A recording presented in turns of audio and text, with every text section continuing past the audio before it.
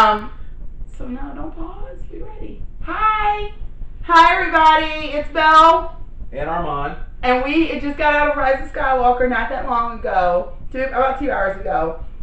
So we're just gonna get into it. We're gonna just start with things that were interesting. So location. So let's talk about the locations of the movie. I mean, the locations. This is going to be a very spoilerific review. Yes. If you have not seen the film, there will be a written review that is spoiler free. This review ain't it.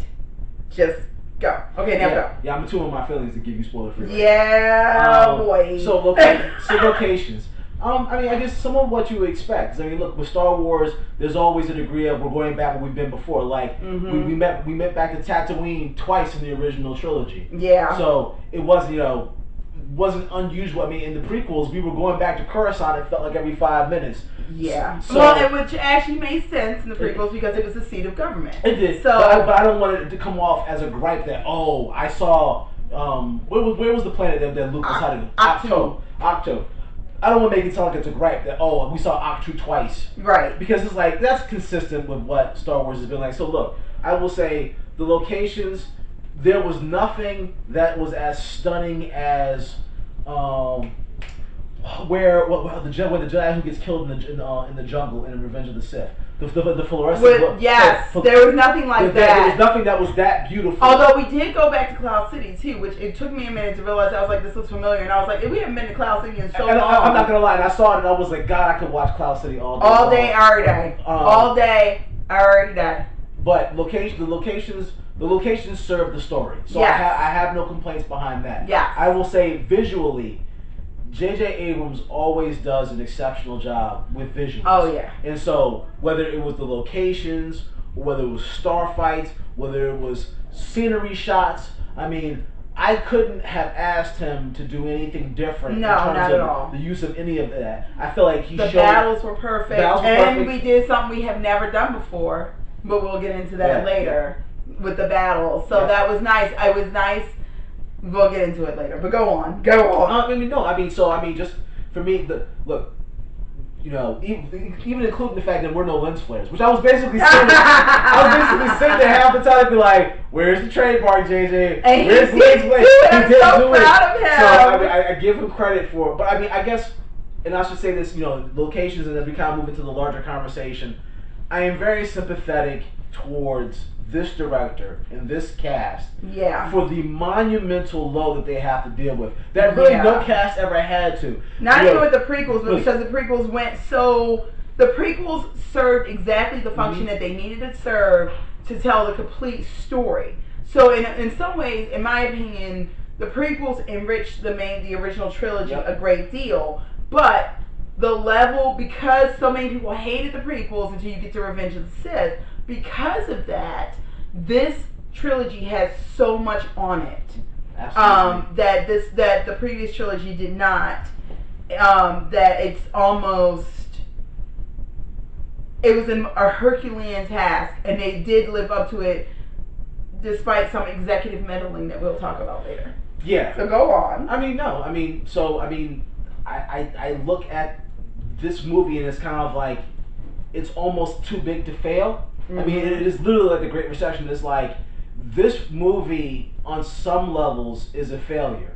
But it is a failure by what it had to aspire to be. There was no space for this movie just to be a good film on its own. Because they had so much cleanup to do from Last Jedi, which we'll get into in a bit. And it had a lot to do with the lack of exploration in The Force Awakens. It really very much felt like we're running out of time. Please. I know some of you may not be able to identify, but for those of us who live in the world of standardized test taking, that moment on the SATs or the GMAT or the LSATs where you're like, oh, I just don't have enough time to use the strategy I was planning on employing. So I'm just going to answer these questions and hope for the best. And now we have to get to the end. And that's the way this movie felt. In terms of, and I should be fair, not that the pacing feels rushed. No, it didn't actually. This felt like the first one that breathed. Right. Honestly. But there were so many things to get to. They were like, honey, baby, sweetie child, we don't have any time to waste. We have to what's Rey's parentage? We gotta get to it. We gotta move it and then keep on moving. Oh, we haven't seen the Knights of Ren. You're gonna see him now. You're not gonna see him no more. Is Finn force sensitive? We gonna make sure you have an answer to that question. Yeah. And so I feel like this is a trilogy that really is just the original film and the sequel. The Last Jedi, as much as it pains me to admit it, at least they tried something different. They tried something different, and I give them 1,000% credit for that. But to understand the story, somebody when we were in there watching, Julian made the comment that you could watch the first one. Hi, Julian. you could watch The Force Awakens and watch Rise of Skywalker, and not need to see The Last Jedi at all. And that's exactly what this felt like in the end. Yep. And I think that for me raises the questions of if we're ever gonna do a trilogy ever again. Like now, please, people complained about the original trilogy in Lucas, and oh, this is the reason why we needed to get Irvin Kershner to do Empire Strikes Back, because Lucas is a great world builder, but he can't direct every one of these movies. Yeah. But then the counterbalance of that is like Peter Jackson and The Lord of the Rings, right? Where people are like, better to have one director and one vision across the board. And I feel like I understand. Now, granted, for as much as I am not a J.J. Abrams apologist. You are one of the hardest people I've ever met on JJ. You're like, damn it, JJ! Because I guess my thing is because I feel like it's such a retread. There's so much fan service that I feel like it gets to the point where it gets in the way of the story. But the thing that I will give him is the fact that I feel like between Force Awakens and The Rise of Skywalker, I see what his vision was. Yeah. And his vision seems to be really clear. He's like, I embrace the extended universe. There are things in the extended universe that I wanted to bring into play. That work. I just can't. I don't have space to bring in Mara Jade and all this other stuff. So I'm gonna find a way to put pieces here, there, and everywhere. Also, that's going into we gotta get into plot and characters. So, but yeah, J.J. Abrams did the one thing that I understand what Rian Johnson was trying to do. I truly do. However, because he spent way too much time with a Nazi sympathizing, a privilege, the epitome of white male privilege, who was given everything and love beyond all reason, to the point where several people tried to reach him even after he fell to the dark side, who decided, it's fine, because nobody's paying enough attention to me, I'm going to join Nazis. We spent way too much time in his space. And a lot of the, going into something we'll get into later, I feel like a lot of the beats that were enforced in this film could have been moved to The Last Jedi and would have made him a more sympathetic character in Last Jedi. And we could have gotten more world building and more, for lack of a better term, fallout for certain characters in this film. Yeah, I'm going to save a lot of my comments for when we get to the actual plot, but I will say this blanket statement about Kylo Ren. My problem with Kylo Ren is that he was a character that always had a predecided endpoint. Mm-hmm. And I feel like because of that, he never tips to the darkness enough to make him a fully credible villain. Mm-hmm. But he never lives in the light enough to make me feel like he earned his redemption. He earns his redemption, or that he ever really kind of abandoned the darkness. So for me, in the end, I mean, even in that, I think Adam Driver's a talented actor. I think there was a version of Kylo Ren that was a compelling character. In the first film. I mean, the first film was better. So I mean, I look at it. My blanket statement for this entire film that you're going to hear is that right cast, right idea, sometimes good execution, but it was. These three movies do not stitch. They don't feel like a coherent piece, and that's the one thing you can give the prequels. You can hate them all you want to, but there was a coherent story that he wanted to tell, and he told it from start to finish, and it makes sense. So let's get into the characters. Let's get into the new characters first. Okay. Let's get into the bad. I don't know why Dominic Monaghan was there, other than to physically carry around Kelly Marie Tran when she got hurt, and to be a little jelly because she still hung up on Finn. So Rose Tico was there. This guy clearly has a slight thing for Rose. You could tell, and it was. I feel like the only reason Dominic Monaghan was there was because it's Dominic Monaghan, and he and Greg Grunberg are JJ's good luck charms, and are in every single thing that JJ does. Greg Grunberg, Kerry Russell, who was another character, great character, didn't need to be there. Yep. Literally, I think the only reason that she was there is because we can have background gays, but we can't have any of the main trio be LGBTQA. And that is one of my biggest issues with media as a whole, which is don't queer bait. Don't queer bait.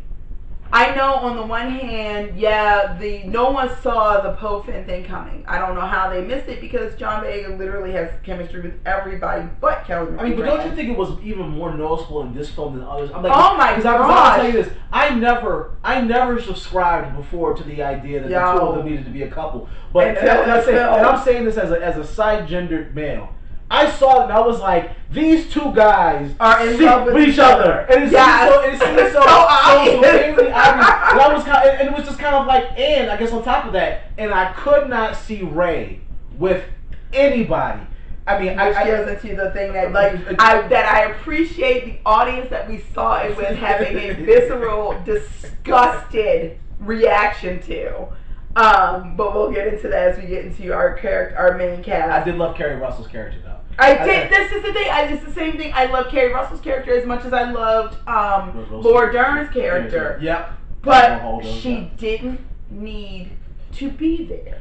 I agree. Well, I'll say this, and this is my other frustration. This is my frustration with Star Wars and Lucasfilm in general. Mm-hmm. You remember Aura Singh? We were all that Aura Singh was going to be something big and huge. And then she never did. We never saw her. And that's exactly what I feel about Kerry Russell's character. Because I sat there like, so that's Rey's mom. That's gotta be. That would have been great. It's gotta be somebody else. Yes. And so to be like, no. She just want to pose, axes. Well, okay. Apparently an ex-Poe wish. I wish she had. could. So that scene was great. No. Yeah. Okay. Me coming He's to like, say, I don't piss my man off, so I might as well get some on the side. No, okay, that's fine. Yes. I mean, if there was anything that like, genuine Star Wars moment, me coming to save you and me kissing you are not the same thing. Yeah. So Kerry Russell's character, like Duncan said, I don't even know what Dominic Monaghan's character's name was. He was the there. Replacement leader. Oh no, you're talking about the guy who was with Rose Tico. Who was with Rose? Naomi Ackie's character was fantastic. The little of which we got of her. What little we got of her, she was amazing, and she's another one. She had chemistry with everybody. They threw her that sweet little scene with her and Lando. It was less than 2 minutes, and I got more out of that scene with the two of them together that I got out of half of the other characters in the whole trilogy. Mm-hmm. Richard E. Grant was great. He was fantastic. But it's Richard E. Grant. Like, how could he not be great? He was fantastic. And when he does what he does, I'm like, yeah, that tracks.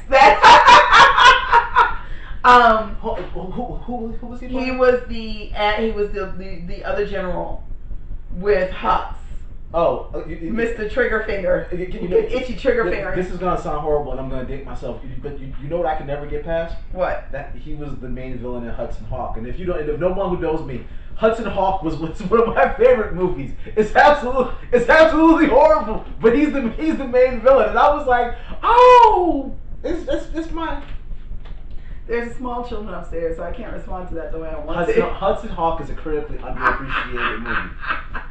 So is it though? You and Ron love that freaking movie. Ron like yes. See, this is the reason why I like her husband. I'll tell you what. You know what? I'll put it this. I haven't had anybody to watch Hudson Hawk with in 30 years. I can't wait to go to Ron's house. He owns it. Special edition at that. We He- are moving on. You focus. I didn't know it was a special edition. I feel like, yes. And I feel like, here's the other thing. I feel like Dominic Monaghan's character, we could have given more for Connix. Because Billy Lord was doing the most with very little. And she was great. And I feel like we could have gotten more. She was great in Last Jedi. I loved her in Last Jedi. And I feel like we could have gotten more of her and Rose. Because I felt like there was something there with those two characters too. And I really would have actually liked to see that. Well, that's one of my gripes with Last Jedi, is that I feel like Connix and Rose should have had that part of the plot that they had in Last Jedi. So I really enjoyed Connix. I really enjoyed Richard E. Grant's character. I really enjoyed Jannah. She felt much more impactful. I don't know if it was just because Naomi Ackie is Naomi Ackie or what.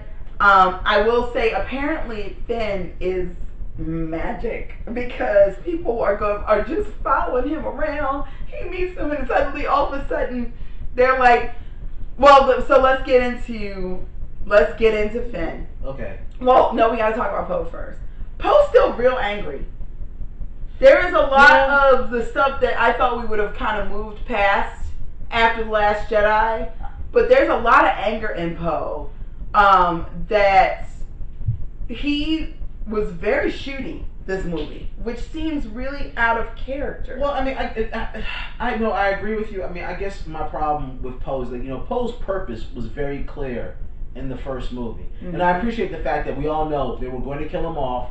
They realized what they had in Oscar Isaacs, and they rewrote the whole character for that to make sure that he could survive.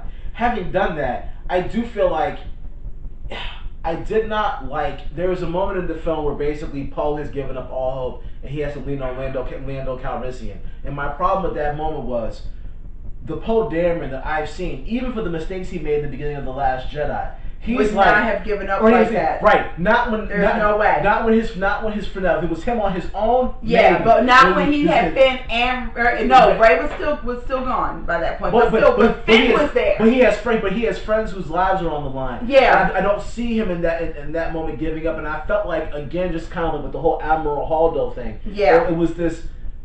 It was plot based. But I agree it was plot based. But in the end, I was like, I felt, and this, I guess, to me honestly, this is a comment for all three of our main characters.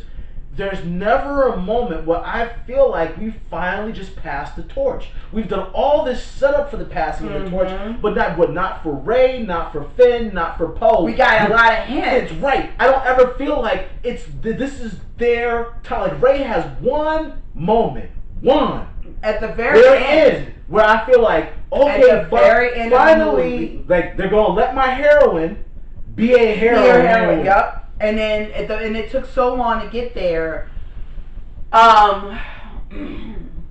So speaking of, one of the things which I thought was interesting, was the character dynamics, because I appreciate that they didn't try to shove Rey into a relationship with Poe or Finn, and that changes the dynamics. It honestly felt like, through the whole film, it felt like Poe was very shooty, which again, I'm just like, but why though?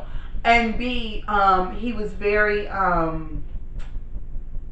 jealous boyfriend through the whole movie where Finn was concerned.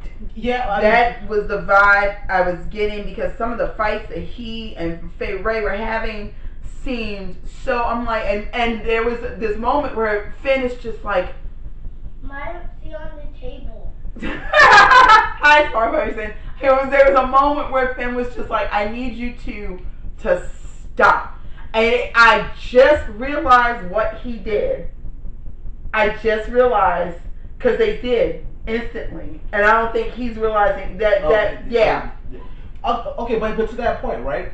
The reason why I didn't have a problem with that is because Finn spends the lion's share of this movie running behind Rey, trying to encourage her to do the right thing, and Poe is sitting there like, There's all this other stuff to do that I need you to help me do, that I can only trust you to do. Yeah. And this girl keeps trying to leave us places, and you keep trying to fix her. and trying to run behind her. Yeah. Let her go do whatever it is that she's going to do, because we're getting in trouble behind. And I need you to be here. I need you to be here, and that is because you're how we got to BB-8 coming back and delivering. Well, the thing is, Finn is the linchpin of the whole trilogy. Finn is he's the reason everybody rallied in Last Jedi. He's the reason that the whole storyline, that anybody even survived the first movie. And this one, there was a couple of things that went down where I'm like, yeah, y'all would have been dead already. Again, some more, had Finn not been like this. So let's get into it. We finally got confirmation, finally, after hints for 2 movies, that Finn is a Jedi. Well, so he's force sensitive. He's force sensitive, but there was something that and see, this was irritating to me. It was a brick joke, and I appreciate a good brick joke as much as anybody, but it would have been nice for Rey, I think, as far as her character, to not have felt alone either. Because if they had actually had that moment where there's a scene early-ish in the movie where they get separated and they all think they're about to die, and Finn's like, I never got a chance to tell you, and he gets sucked in, and it's like, she, especially with what was going on, she actually really kind of needed to know that she wasn't the only one, that everything didn't rest on her shoulders. It would have been real nice if she had heard verbally that Finn was a Jedi, was force sensitive, and that he had been subconsciously, probably, and obviously he was training with Leia because he was able to do more things that he shouldn't have been able to do. He clearly was able to do a couple of things like knowing what ship to go to and knowing what things, like a lot of that was stormtrooper training, like the fact that he brought animals and not ships, which was smart, but that has nothing to do with him having the force and more to do with the fact that he was a former stormtrooper, so he knows how they think. But there was, for me, character-wise, Finn telling Rey would have helped Rey when the final battle came down. And all I'll say is this. I would have liked to have had a definitive resolution to that relationship. Now, I'm okay with them not getting together, but my thing is, it's obvious as all get out. I love you as a human being. Yeah. I would have what I would have liked from when I'm first introduced to the two of them. He's like, oh, you got a boyfriend at home? You got a cute boyfriend? I would have loved for him to have been like, before I want to be with you romantically. But I just want you to know I love you. Yes. I think we will. That was the show don't tell, and I appreciate that they showed it because clearly that's where they are. Okay. And so and with so many films and TV shows nowadays, they tell you stuff instead of showing you. Finn's actions showed that, and that when they finally all made it back, the look on all of their faces was beautiful. Like the 3 of them when they're finally together, after ending this bullshit, that that the look on their faces when they all knew that they made it back safe, especially because Finn felt Rey's pain literally across ships. He felt how much pain she was in. That moment where he wasn't sure. He was honestly not sure if she had survived. And so, that being the case, that moment was beautiful. There was a lot of beautiful moments in this movie. There was a lot of beautiful moments. I just wish that so many of them, I feel like the first half of this movie could have been in The Last Jedi. Can we talk about plot now? Let's just get into it. Well, I was going to talk about Finn and Rey and Kylo Ren. Oh, okay, well, no, let's do that first. The only thing I want to say before you say that is, I feel like what you just said is a perfect microcosm for this film. This film has a lot of beautiful moments. The problem is the connective tissue is bad. Yes. And so there are, as a Star Wars fan, I Mm-hmm. cannot sit and be like, I hate this movie. No. Because there were moments And the that acting is so good. There were moments that were good. There were the moments, the visuals took me there. There were moments, the small fan service, maybe the best fan service of any Star Wars movie ever, which I'll save like it appears towards the end of the film. Mm-hmm. Might be one of the best moments I've ever had. Mm-hmm. That, to be honest, I felt like it was going to mean more to people who don't just watch the movies, but people who watch the series, who watch Rebels and Clone Wars, and have all that investment of time. Say all that matters. Yeah, that was beautiful. that moment actually made me gasp and cry. But the connective tissue undermines those beautiful moments because it's just kind of like it's all over the place. And it's a bunch of filler. It's like a bunch of filler. But go ahead. So, let's get to Rey. Daisy really is a fine little actress. And it has to be considering how little she was given to work. And that's what I was going to say. Daisy Ridley was really, we never got,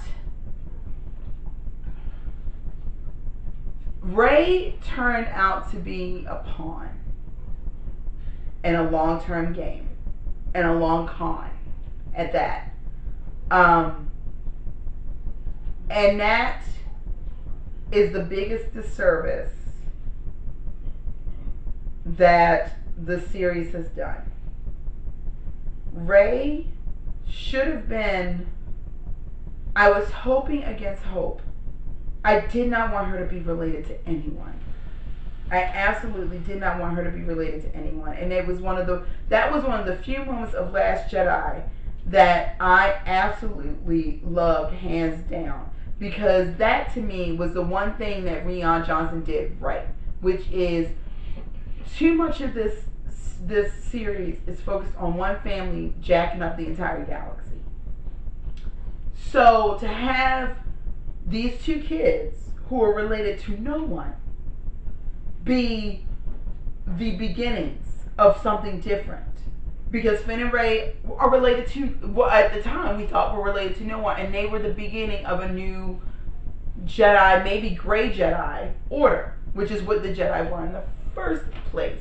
And I feel like there was something that Lucas was trying to say about organized religion, that and he did say it to an extent, about how organized religion takes away from, when it becomes regimented and dogmatic, it ends up doing more damage than if you just let it be. And he was saying, he had a really good point, and he tried to say it, and in a lot of ways he did say it, especially with Revenge of the Sith. And it would have been so beautiful to have Rey and Finn not be related to a single person, because I thought that was important. This movie took that, twisted it, and then kind of threw it out the window. So in a way, they brought back Mara Jade, sorta. So I'm gonna just let you get into it because it makes me sad. I mean, I guess what I'll say about Rey is, Luke Skywalker was given space to be adventurous, to make mistakes, Empire Strikes Back, to learn from them, and then ultimately kind of fully mature and grow as a character. And a person. And I don't think Rey ever got that. No. I got, Jakku Rey is Luke on Tatooine. That's flat out. Last Jedi was a very ham-fisted attempt to me. Empire Strikes Back, the Cloud City showdown and all that. Yeah. But my biggest complaint I'll say about, in terms of what Daisy Ridley was given to work with in this film, I don't feel like Rey ever had a chance to grow. It was constantly, she's either running to or running over from various events as she's trying to figure it out. And I guess I'm kind of like this. For the basic message of the second film to have been, good cannot isolate itself from evil. Good has to confront it regardless of the pain. Why there's a moment when this same character, she knows that she's got the MacGuffin that everybody needs to save everybody else, but I'm going to take that MacGuffin in the ship, and I'm going to exile myself and set it all on fire, because it seemed to have worked out so well for everybody. Right. So for me, I was like, there's no growth. She's not learning, and she hasn't learned as a character. And let's not even get, you know what? Yes, let's get into it. Let's get into the deeply deeply disturbing message that we are sending young women and young men and asexual people that, hey, it's totally okay. If your stalker feels bad, it's okay. If they do one good thing after a myriad of terrible things, that's okay. There's a difference between forgiving someone and you can forgive because holding on to things does not do you any good. And this is speaking as someone who's been actively stalked across state lines. You can forgive that person. You do not have to indulge their fantasy. Kylo Ren is a stalker. He has been stalking Rey and to a lesser extent Finn through 3 damn movies. Mm-hmm. And because his orders were not to kill either one of them, it was to take them. Remember? Mm-hmm. His orders were not to kill repeatedly. Do not kill them. Bring them to me. So through 3 movies, what on earth, you guys, what on earth would make it okay for this girl to kiss this man? Okay, now here's my moment with that.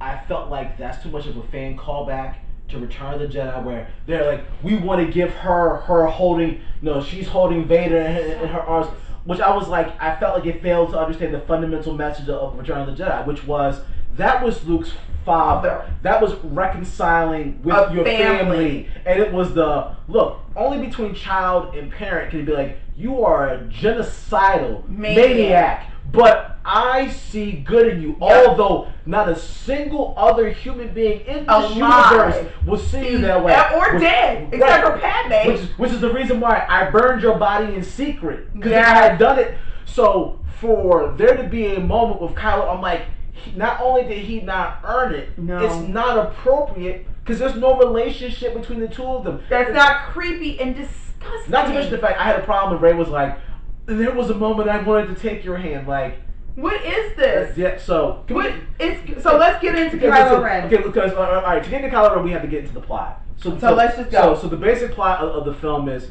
Kylo Ren has been rampaging around, murdering everybody who knew that Luke Skywalker beat him, because of course that's Kylo's level of maturity. He then manages to find his way into the unknown and into the unknown regions, where he discovers the Sith homeworld, where Palpatine, played by Ian McDermott, is still alive. Well, he's not alive. He's not alive. He's basically his body was kept in stasis, and so he's alive, but sort of like. Well, also let's get into the fact that apparently he sent a full out. Guess what? I'm back. Which is which is the level of his it is very Palpatine. It is. Alright, so for long term Star Wars fans, like if anybody remembers Darth Sion from KOTOR 2, that's basically what the Palpatine is. The dark side of the Force is keeping him alive in addition to these machines. I will tell you, I really thought I was gonna hate this. But when I saw his body basically be dangling from this machine, I was like, I was like, okay, now I'm okay with it. They also added in a lot of the Mara Jade stuff where she was supposed to kill Luke Skywalker, and what she ended up doing was killing the clone of Luke that Palpatine had made so that he could from Luke's hand, so he could transfer his body, his spirit into Luke's body, because Luke was up until that point the most powerful Jedi who had ever lived. So, the basic plot is Kylo Ren is trying to, because Kylo Ren can brook no dissension, and he's not trying to be working for the Emperor either. And B, Rey is basically, she's not a clone, she's his granddaughter. So that again pulls in some of the Mara Jade, Palpatine's granddaughter. And so she is the MacGuffin. She was the thing that he was trying to get his hands on so that he could put his spirit in her body. Which I will say that I enjoyed the way he was trying to upsell it. Like, you'll be Empress. And you can save your best friend. Although you won't be you, I'll be you. And I won't plan on saving anybody. Right. But your friends are dying. your friends are going to die, your new family's going to die. I can save them. Yeah, Return of the Jedi all over. I was like, I can save them. No, because he was going to kill everybody. I mean, he wasn't even trying. He wasn't even trying to He wasn't trying. He knew he couldn't hustle Luke. He's like, no, Ray, look at him for that Ray's not even a buy for it. I will just say this: the Star Destroyers from nowhere. Mm-hmm. Okay, look, people. I understand that we have a march of technology, not only in the real world, but in the fictional world. I accept the fact that Rogue One was about 30, 35 years, actually more than that now, 60 or 70 years prior to the events of this particular trilogy. Mm-hmm. I understand that Death Stars should be able to get smaller. Now, I had no evidence of that because I went from literally having Death Stars to I had Ilium, which was basically having been converted into Star Killer. All of a sudden, for you to tell me, hi, there are about 136, maybe 137 Star Destroyers, Super Star Destroyers that we've never known about, nobody knew was constructed, that now they all are basically coming online, and they're all floating Death Stars. And they all, yeah. Well, here's my other thing. I will say I appreciate that they talked about the unknown regions. Yes. Because that was something from the Legends universe where that was a plot point from the Legends universe. Tarkin, the whole Tarkin trilogy. Yep. That was a huge plot point from the Legends universe where there were a lot of Imperial sympathizers and Remnant, who went to the unknown regions and rebuilt from ground up. Now the thing is, and this is one of the things where I will say this is actually very true to real life. This happened with World Wars 1 and 2. Everybody in the Rebel Alliance, everybody in the New Republic was so busy putting out fires here, there, and everywhere. Or I should say the Resistance were so busy putting out fires, they weren't paying attention to the Outer Rims. And that's one of the things that the Mandalorian speaks to. There's a whole lot of stuff, because remember, Baby Yoda is about 6. No, you're right. And and that's fair. And I'm like, even taking like the Timothy Zahn stuff, right? Yep. Yeah. There were Star Destroyers that were out there. But there's a difference. There was 150 of those bad boys. But I guess I'm just like this as a fan, right? The moment where I'm just kind of like, oh, okay. Tell me that there's an armada, which we knew from the trailer. There's an armada that nobody knows about. Okay, that's one thing. There is a super powerful Star Destroyers that no one knows about, and I'm like, and Palpatine thought he would wait this long. I'm like, yeah. They were all getting ready to get wiped out in the first movie off Star Killer Base. I was like, he could have been like, now look. I'll give you 2 of these. Mm-hmm. When they try to destroy Star Killer Base, we'll go here. I'm just like there's a point in which where the suspension of disbelief becomes so impossible that it's kind of just like that was my moment where I was like, you know what? I must now look at this film as an 8-year-old kid. An 8-year-old kid will buy all of this and have no problem with it. I got a question for you. Mm-hmm. With that, do you think part of that is because they couldn't find Rey?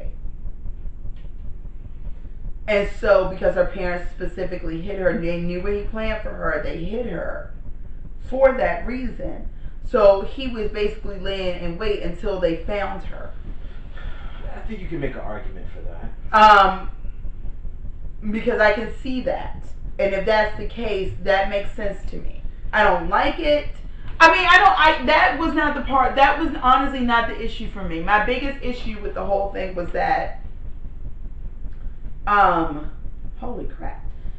My biggest issue was it took agency away from Rey again. Yeah, it did. It makes her another pawn in Palpatine's game.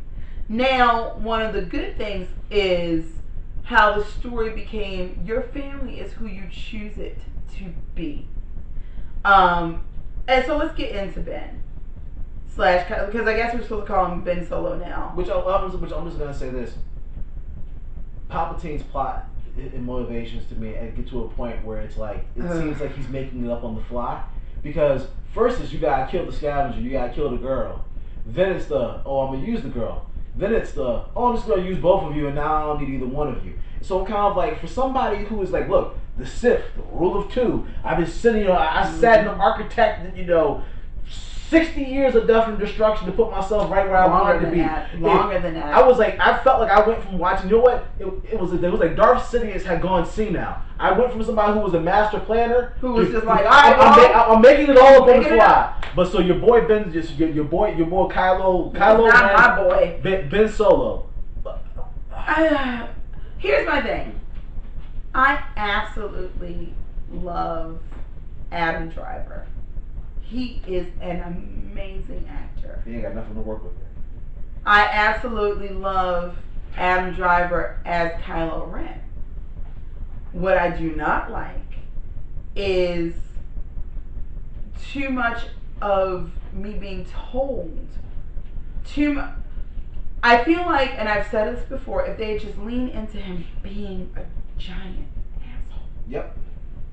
If they had just leaned into it, that would have been so much better. Because this wishy-washy, like, why did Leia dying and Rey healing you, why was that the final thing? 8 million people been trying to reach you since pretty much you were a child, when you were willingly communing with the dark side of the Force. Yep. Why was your mom's death the final thing, and Rey healing you the final thing to do it? Why seeing your dad's Force ghost, why was that the thing? I mean, it feels very...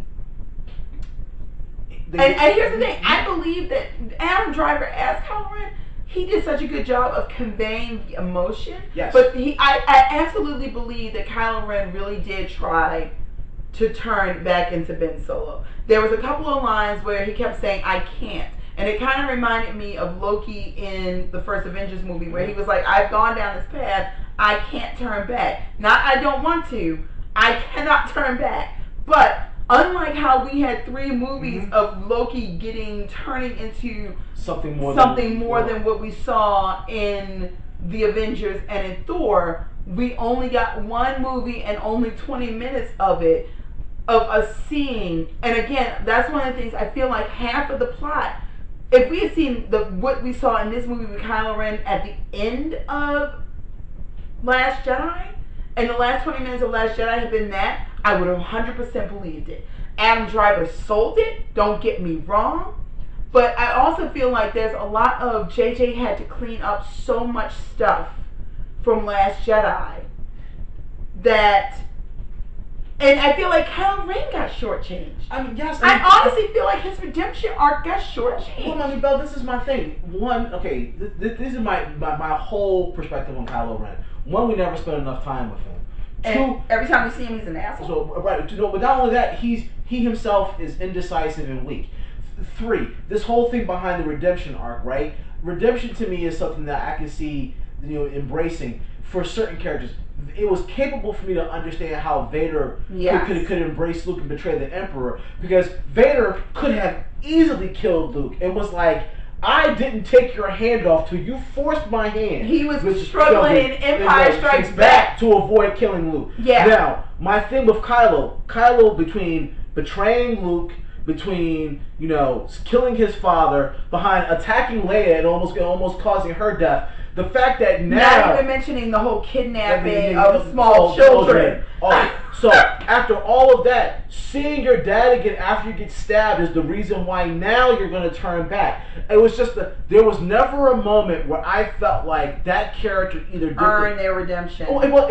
He never became a proper villain for me. To me, I was like, there was this desperate need to make him the tragic victim, and I was like, you know what? If the message of these 3 films was that he was our Vader and that I was going to need to embrace his redemption story, you should have given me enough emotional connection with him to have felt it. I never felt like he was anything other than somebody who was a spoiled brat who didn't get his way. Yes, and this is the difference. You can say that that's Anakin Skywalker, but it's not, because Anakin Skywalker grew up as a slave. Yeah, lost his mother, lost his substitute father. And then the people who were supposed to be training and taking care of him undermined him every turn, which, especially if you see Clone Wars, is blatantly obvious. And yet he fought it right up until the only good thing he really truly had in his life was about to die. After losing his mother in an awful way. It's not showing she died of old age. She was kidnapped, raped, and beaten. You put that, I'm sorry. And meanwhile, we're supposed to feel about Kylo Ren the same thing. And my last thing, right? It's Anakin doesn't want to fight Obi-Wan. No. He doesn't. He's not seeking out the confrontation. Nope. My thing with Kylo Ren, I'm like, every time you turn around, he's trying to kill Finn, right? Right. And my thing was, you know what? I can't see him coming to save Rey because there always goes about the difference between love and possession. Yes. And I was that. And I was like, Rey was a possession to him. She was never a person, and he was never in love with her, which is the reason why my whole thing behind a resolution for her relationship with Finn. I just wanted Finn to be able to clearly be like, I love you as no matter how this goes. I love you as a person. Like with that whole, I don't feel like anybody knows me. I know you. I know you, and I know more of what you're going through than you think. So that's why the whole so obviously we've said Kylo Ren has a redemption arc. He shows up in the final act to try to save the day, which he does in a very ham-fisted, over-the-top, unnecessary kind of way, which I didn't felt like. Again, I think it robbed Rey of her agency again. Luke Skywalker didn't need. Look, he needed Vader to throw Palpatine over the ledge. I mean, honestly, Kylo didn't even need to be there. But that's my thing. Everything that needed to happen happened through Luke. Yeah. Vader just finished it off, so we didn't lose Luke as a character. Yep. But the Death Star was going at that point. Yeah. Luke had his full agency. For Rey, I'm like, so I don't. Honestly. Kylo Ren didn't need to be there, and all he did was end up giving the Emperor more power. Yep. Him showing up actually made things 10 times worse. Can we talk about the Knights of Ren? So we can talk about them real quick because I want to get into the fact that honestly, like when you had said at first that you were like, I don't know if Finn could have been there, and I'm like, everybody would have died again if it wasn't for Finn. Finn is the reason that no one is dead in this movie. Finn and Lando with the last minute save. They are the reason that everybody is not dead because everything that Kylo Ren did or Ben did at the end of this movie actually made it worse. And everything that Finn did by using the Force and following his instincts gave them enough time to get help and took out so much stuff. And I'm just like, oh, well, so go on. Go talk about the Knights of Ren before we move on. I'll just say this, and I can sum this up in under a minute. The Knights of the Ren are entirely wasted characters that serve absolutely no purpose in this story. Other than to look amazing. If they're Force builders, then Finn is a master Jedi. I can't think of when I say it was one of the most wasted things in this entire trilogy. Except for Phasma. Somebody might as well sit down and write a Knights of Ren book because that book will cover more territory than any one of these 3 films would. And I'll say I've seen fan fiction that gave them more personality and use. Right, and to that point, Sith Troopers, I hope that you did not have your hopes set high for what the Sith Troopers were going to be. Because besides the fact, I can only really remember seeing them once, which is in the first 5 minutes, a minute and a half of the first 5 minutes of the movie. Mm-hmm. Beyond that, they don't do anything else interesting the rest of the time. They look great. They look great. They look awesome. I would love to have a nice Sith Trooper action figure. But I can't even answer the question in regards to whether or not they're better shots than the average First Order Stormtrooper because I didn't see them do anything. And so for me, this is a franchise where the first 3, the hallmarks of them, the villains are all handled well. You only get a handful of moments with Boba Fett, but you don't want to mess with him. Mm-hmm. Vader, every time Vader shows up, you're like somebody's not going to die. Right. These villains, the Knights of Ren, and Snoke, and everything else are weak sauce. And for me, these are one of the things that undermines the Rise of Skywalker. The Knights of Ren. You gave me a wonderful fight scene in Emperor's Show. The one thing about Last Jedi I liked was the fight scene. The fight scene was amazing. You have the Knights of Ren there. So why you wouldn't have it for no other reason than to say, we've seen Rey training. We know she's at a different skill set now than she was in Last Jedi. At the minimum, why can't I just have a fight scene with the Knights of Ren and Rey? Where Rey's just like, there's a difference between y'all and me. You're not where I'm at. And here, let me show you why. But instead of that, I get Kylo Ren fighting people that he helps seduce to the dark side, who never say a word of you led us here, and you betrayed us, and now you're going to try to be yeah. None of that. This is a bunch of mute look, a bunch of really talented actors who I'm sure are all stunt people who have not a single spoken line. Yeah. And It's depressing. Yeah. It's depressing because, like, I mean, it goes back to your original point. This trilogy was perfectly cast from top to bottom. Yep. And it's gorgeous to look at. Yes, it is. And the characters that they introduced, Finn, Rey, and Poe, have so much depth. But how much of that is what the actors brought to the table? And I honestly feel like the Last Jedi derailed so much of their character development. Yeah. But still, they brought these great characters to the table, and then and Kylo Ren, Ben Solo is very interesting to me. Yes. In Force Awakens, because for me personally, I'm like, I need to understand what makes somebody do what he does. So I was looking forward to seeing that. But again, I will go down and say what I've been saying, which is we could have taken the first half of this movie and Kylo Ren's entire character arc, moved it to Last Jedi, and we could have expanded on Finn being a Jedi. Yep. Rey's training, Leia passing the torch to Finn and Poe, because leadership of she basically made them the leaders of the rebellion, of the resistance.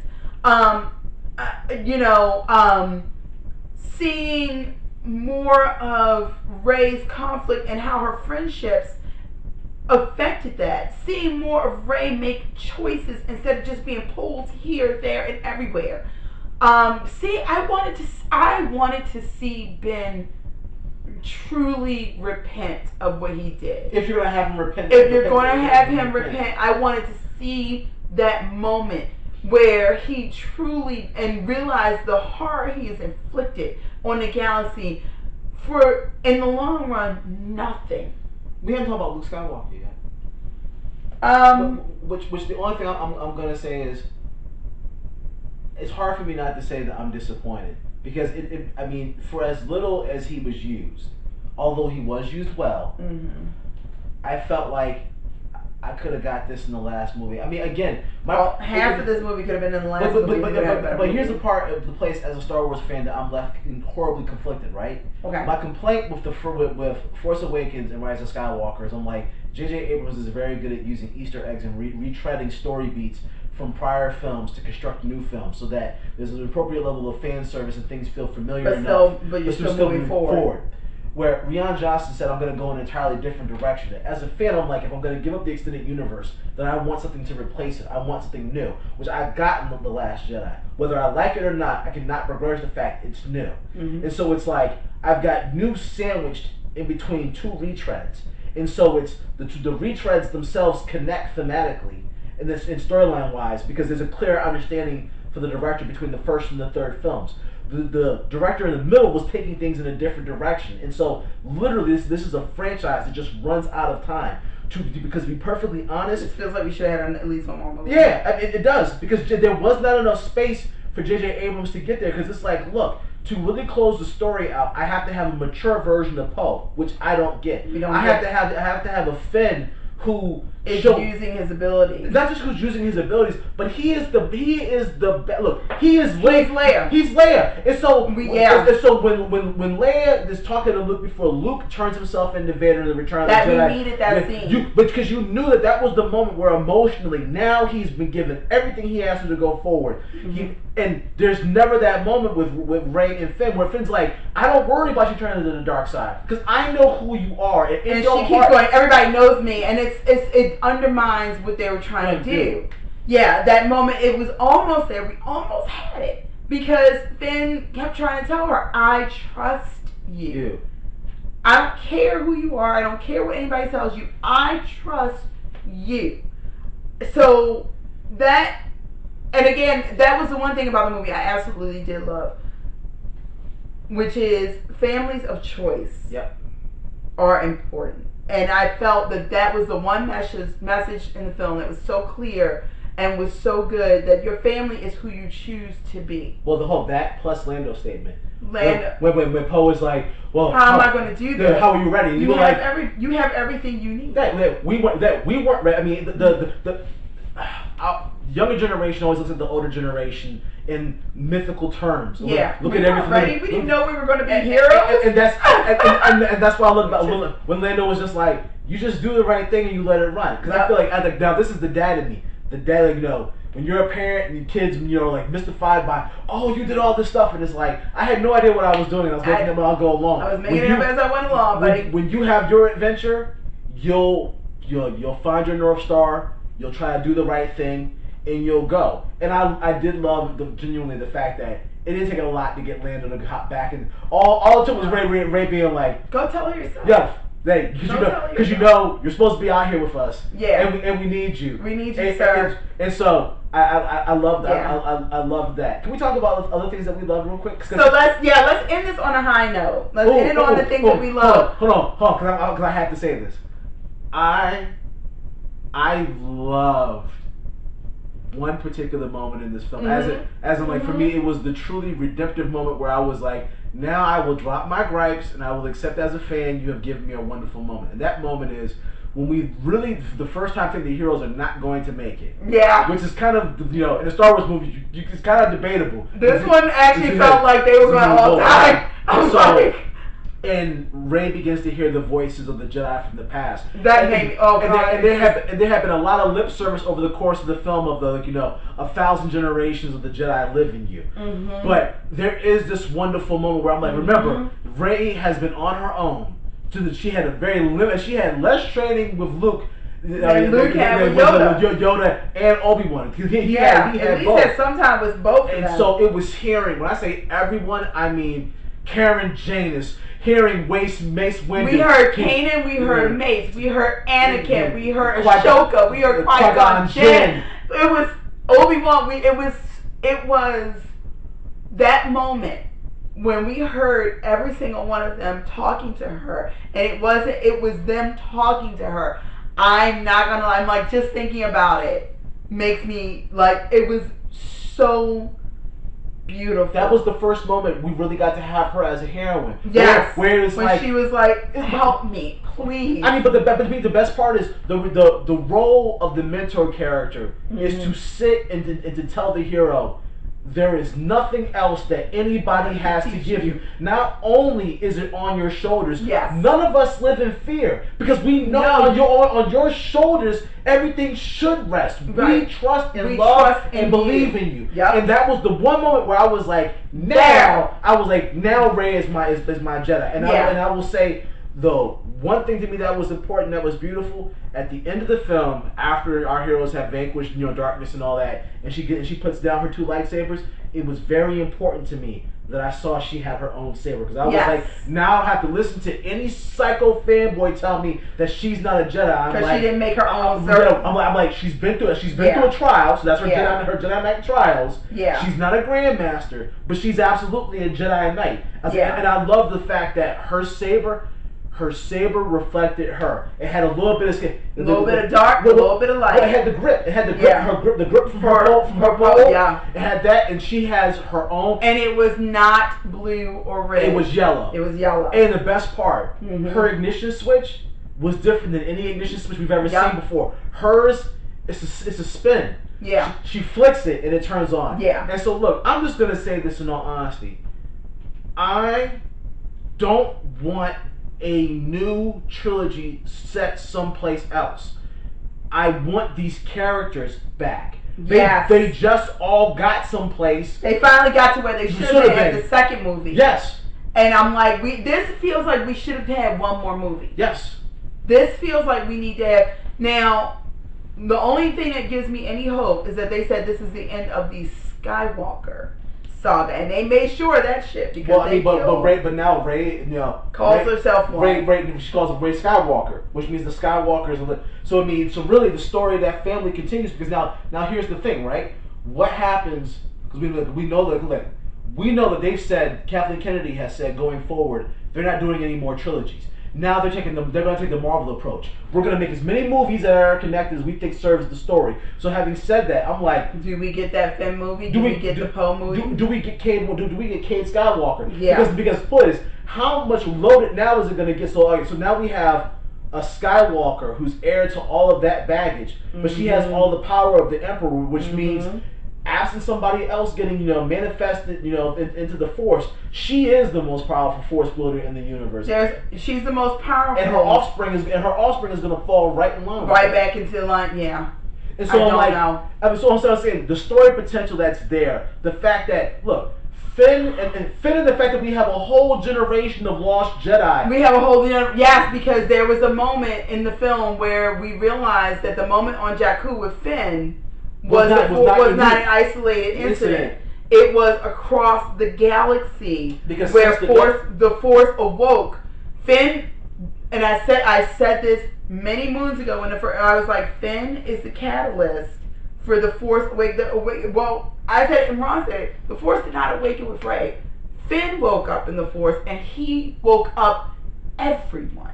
When he woke up, when he put his gun down, apparently him waking up woke up every other potential Jedi across the galaxy, because that's when we got Rey. That's what started the whole plot, because we get confirmation that there was a bunch of Stormtrooper kids who woke up, who straight up refused to do what they were told and put their weapons down, and there was no conscious choice on their part. They turned on their handlers and refused to do it. Now, my complaint, and we only see him talk to one, because my thing is for Finn, because Finn was, he was hurt. Well, like when you see in Force Awakens when the guy yells out "traitor" and he brings down he was hurt by that. So I'm like, for him to realize here are a family of people, not only who abandoned the First Order like you, but they're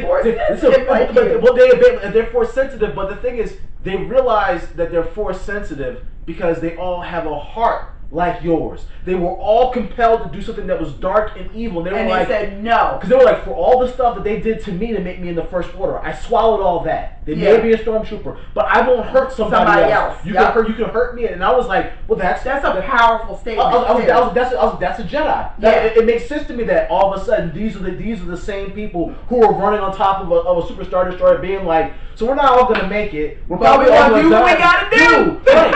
And so again, it's my heroes only get brief moments to be heroes. And look, I'm gonna be perfectly honest, and I feel like Poe got robbed because my thing is, when the final battle starts, which I will tell you is visually beautiful, gorgeous, I felt like Poe had his moment, and I thought in the need, we'd already heard Lando tell him once, we weren't ready, you won't be, you'll just do. They had to have the unnecessary thing of having Lando tell him that, basically get in a pivotal moment. Once it had been made clear that it was like, well, Poe's emotionally challenged now and he's weak and he's losing hope. And I'm kind of like, but it didn't serve the character. It's right. All I needed to hear from Lando was, we're supposed to be we're here. Right, before we're gonna hang in there. We're gonna hang in there. All I need to hear Lando say is, you don't have to worry about hanging in. We're here. Yeah, boom. That would have been great. And that would have been enough. So for me, that's the thing that kind of. But I will say this: if you could have imagined the cheers when you see Wedge. I screamed. I will tell you. I didn't realize how desperately this film needed that. Yeah. But I will tell you that I saw him, and I think that was the whole audience went, yes! That was one. I was like, if I didn't know that I didn't know he was. He's Ewan McGregor's uncle. I know it, but I didn't know that he was. We didn't know the character was still alive in this universe, which for me begs the question of, how could you have a resistance and not go get him? How is he not leading a rogue squadron? But it's a wonderful moment. So look, this film for me is a mixed bag.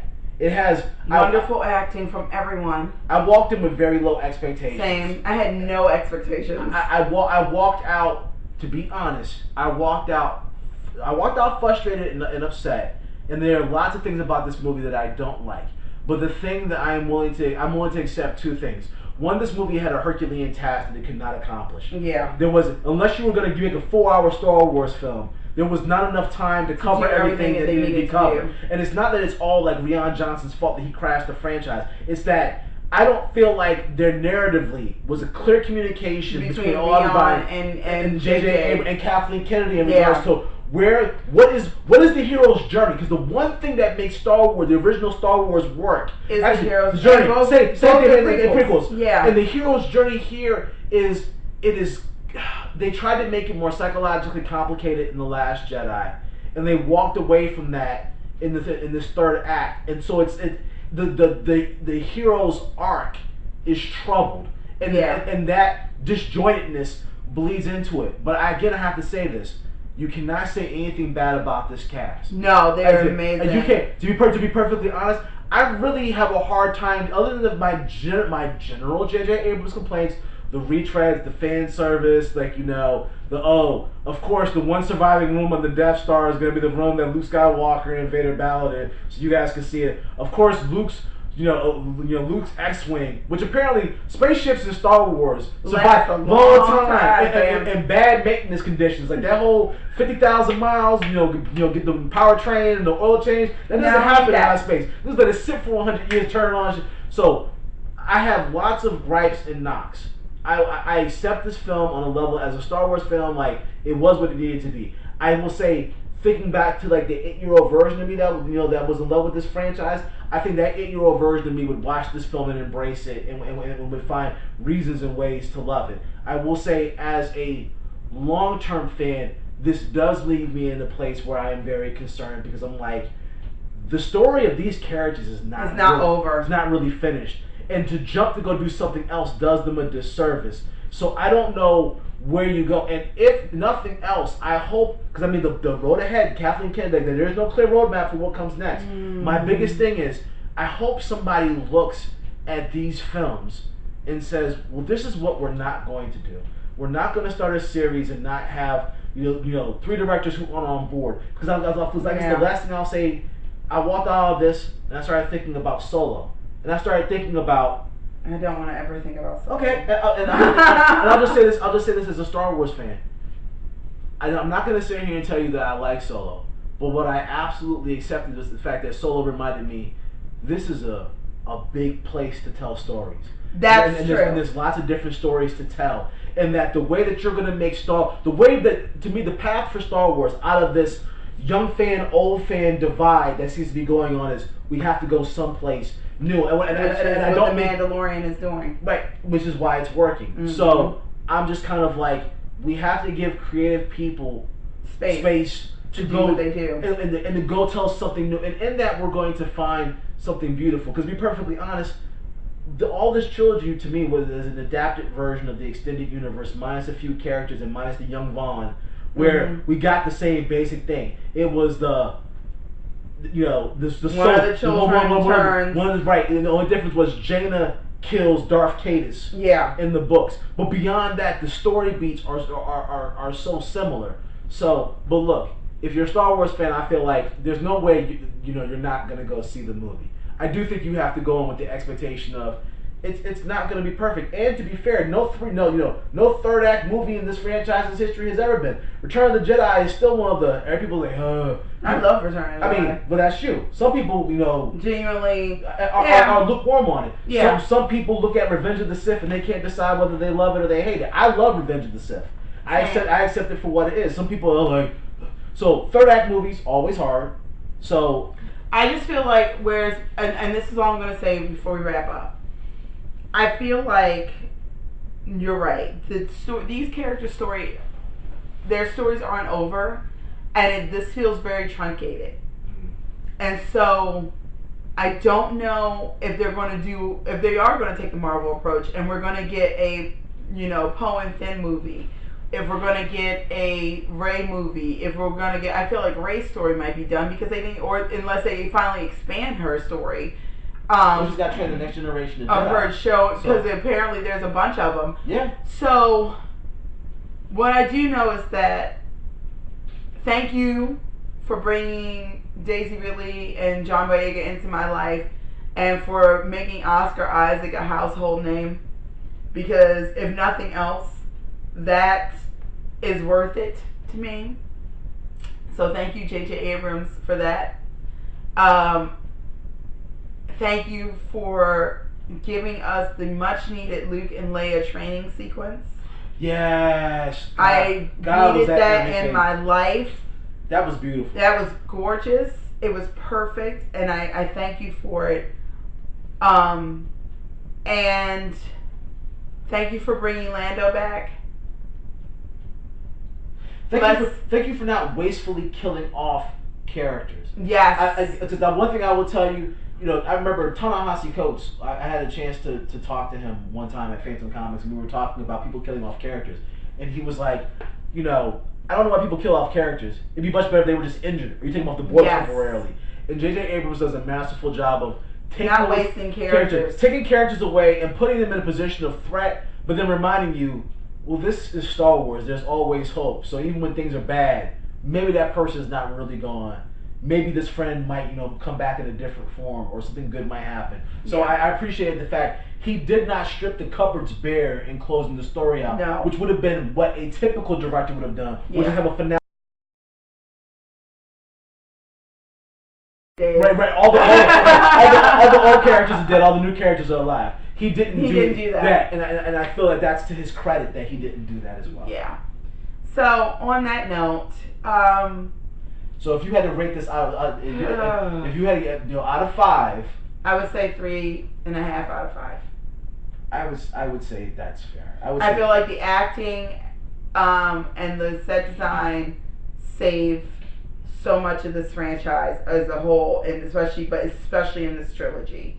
And for the trilogy overall, I would say 3.5 out of 5. Yeah, I would say, but I would have given Force Awakens 4. I mean, I would have given 4 out of 5. Yeah, but the Last Jedi takes the whole. Because I was gonna say 4 out of 5, but Last Jedi takes the whole. I agree, but I guess you know what? I'll just say this: The Force Awakens, to me, all of the heart that's in this film, the genesis of it is Force Awakens. Yep. And so everything that all the affection I have for these characters is really the Force Awakens. Now, my last thing is my fear for Star Wars future. With the way that it's set up now, and we have so many different versions of Star Wars out. So in other words, I've got Star Wars, Fallen Order, which was a wonderfully written game. It's how being fun to play. I have The Mandalorian. The challenge is going to be, we're back to a multi-platform storytelling environment.